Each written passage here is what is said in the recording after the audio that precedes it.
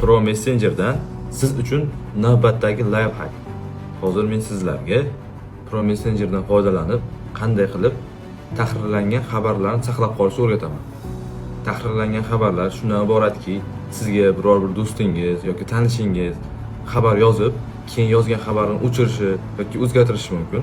O'shanday vaziyatda Pro Messenger sizga yordam beradi. Tekst avval qanday yozilgan va keyinchalik qanday o'zgartirilganligini ochiq-oydin ko'rsatadi.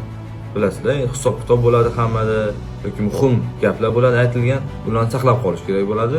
Agar do'stingiz yoki sherigingiz kim bo'lishidan qat'iy nazar sizni aldashga harakat qilsa, endi siz Pro Messenger bilan umuman aldanmaysiz. Kelinglar, ushbu rejimni birgalikda ishlatib ko'ramiz. Xo'p, Pro Messengerga kiramiz. Bu yerda Pro Messenger sozlamalari bor. Kiramiz. Tahrirlangan xabarlarni saqlash funksiyasi bor. Shu funksiyani yoqib qo'yamiz. Endi chiqamiz. Bu telefonda yozib qo'yamiz. Salom deymiz. Keyin buni tahrirlaymiz. Salom deb qo'yamiz. Yana bir marta tahrirlaymiz. Salom deymiz. Tahrirladik. Endi bunda tahrirlangan xabarlar qanday ko'rinadi?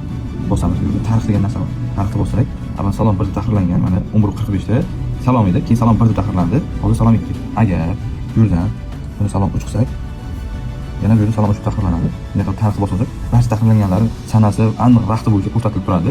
Bemalol 10 marta tahrirlangan, 20 marta tahrirlangan, qaysi sanada tahrirlangan buni ko'rib olsak bo'ladi.